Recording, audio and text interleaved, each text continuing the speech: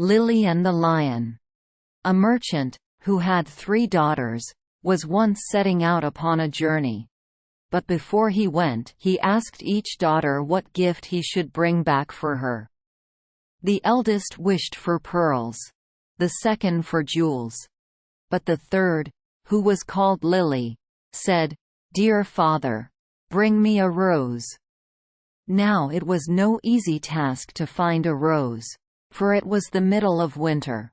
Yet as she was his prettiest daughter, and was very fond of flowers, her father said he would try what he could do. So he kissed all 3, and bid them goodbye.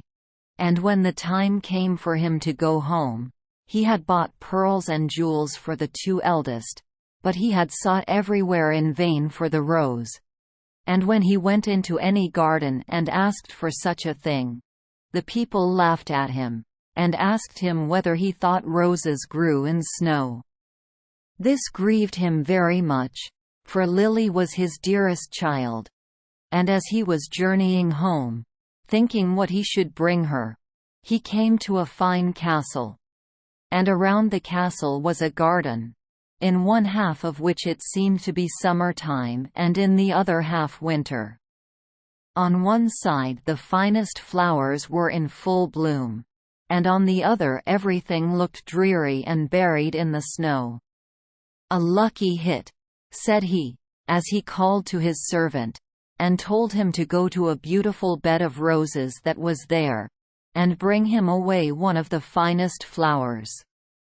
This done, they were riding away well pleased, when up sprang a fierce lion, and roared out, "Whoever has stolen my roses shall be eaten up alive."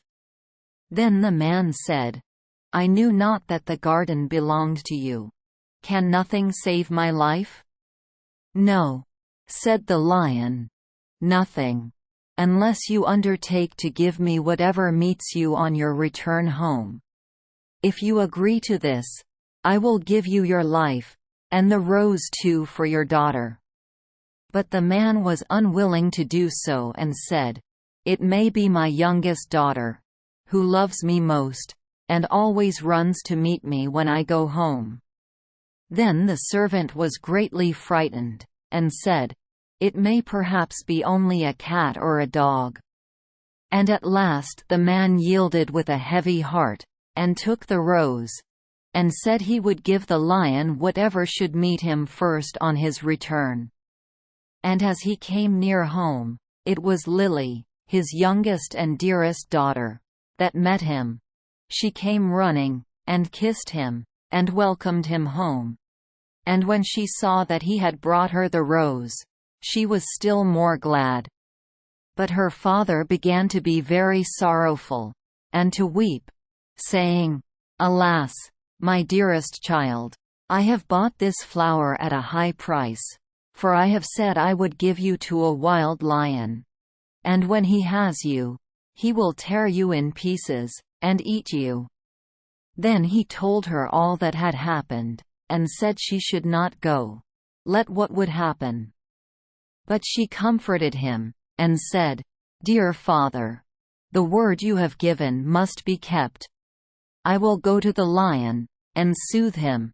Perhaps he will let me come safe home again." The next morning she asked the way she was to go, and took leave of her father, and went forth with a bold heart into the wood. But the lion was an enchanted prince. By day he and all his court were lions, but in the evening they took their right forms again. And when Lily came to the castle, he welcomed her so courteously that she agreed to marry him. The wedding feast was held, and they lived happily together a long time. The prince was only to be seen as soon as evening came, and then he held his court, but every morning he left his bride, and went away by himself, she knew not whither, till the night came again. After some time he said to her, "Tomorrow there will be a great feast in your father's house, for your eldest sister is to be married. And if you wish to go and visit her, my lions shall lead you thither." Then she rejoiced much at the thoughts of seeing her father once more, and set out with the lions. And everyone was overjoyed to see her, for they had thought her dead long since. But she told them how happy she was, and stayed till the feast was over, and then went back to the wood. Her second sister was soon after married, and when Lily was asked to go to the wedding, she said to the prince, "I will not go alone this time. You must go with me." But he would not, and said that it would be a very hazardous thing. For if the least ray of the torchlight should fall upon him, his enchantment would become still worse, for he should be changed into a dove, and be forced to wander about the world for 7 long years. However, she gave him no rest, and said she would take care no light should fall upon him. So at last they set out together, and took with them their little child. And she chose a large hall with thick walls for him to sit in while the wedding torches were lighted. But, unluckily, no one saw that there was a crack in the door. Then the wedding was held with great pomp, but as the train came from the church, and passed with the torches before the hall, a very small ray of light fell upon the prince. In a moment he disappeared, and when his wife came in and looked for him, she found only a white dove. And it said to her, "7 years must I fly up and down over the face of the earth, but every now and then I will let fall a white feather. That will show you the way I am going. Follow it, and at last you may overtake and set me free." This said, he flew out at the door, and poor Lily followed.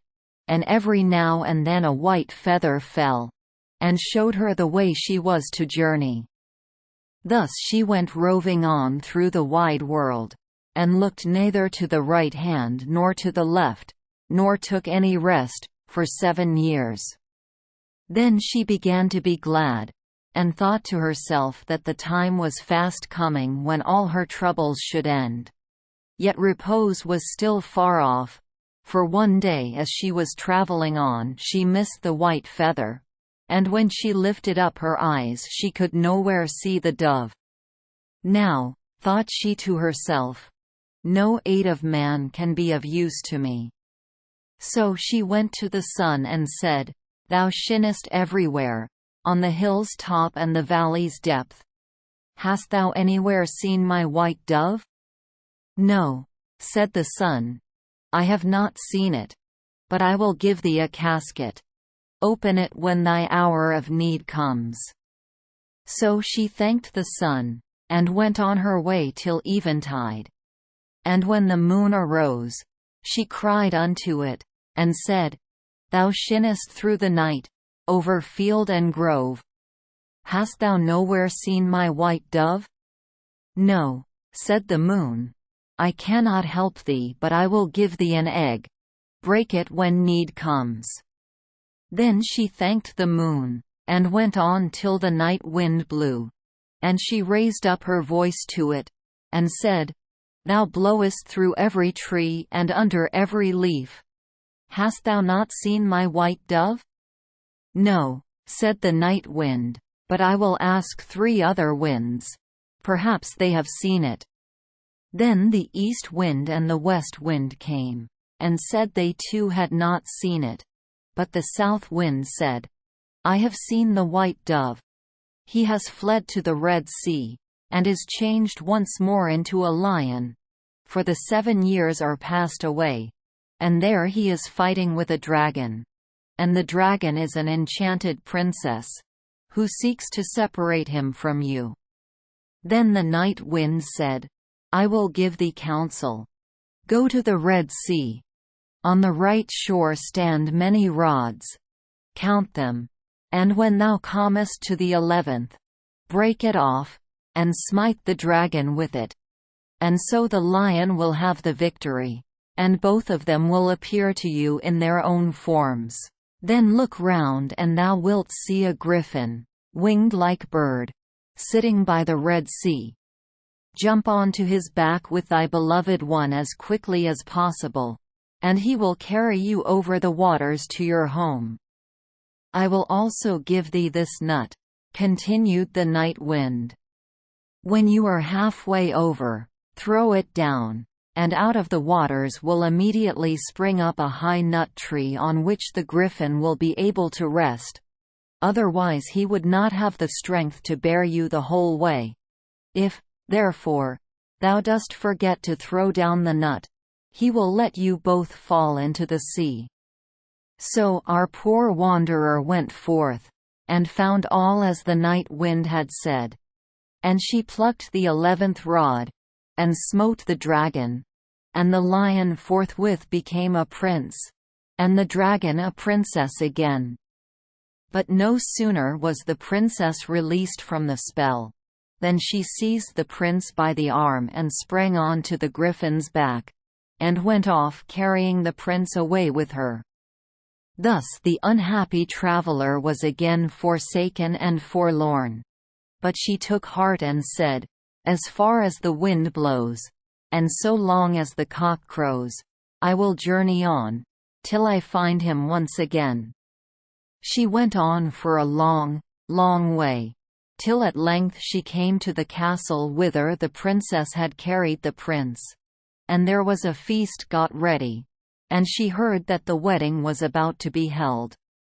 "Heaven aid me now," said she, and she took the casket that the sun had given her, and found that within it lay a dress as dazzling as the sun itself. So she put it on, and went into the palace, and all the people gazed upon her. And the dress pleased the bride so much that she asked whether it was to be sold. "Not for gold and silver," said she, "but for flesh and blood." The princess asked what she meant, and she said, "Let me speak with the bridegroom this night in his chamber, and I will give thee the dress." At last the princess agreed, but she told her chamberlain to give the prince a sleeping draught, that he might not hear or see her. When evening came, and the prince had fallen asleep, she was led into his chamber, and she sat herself down at his feet, and said, "I have followed thee 7 years. I have been to the sun, the moon, and the night wind, to seek thee, and at last I have helped thee to overcome the dragon. Wilt thou then forget me quite?"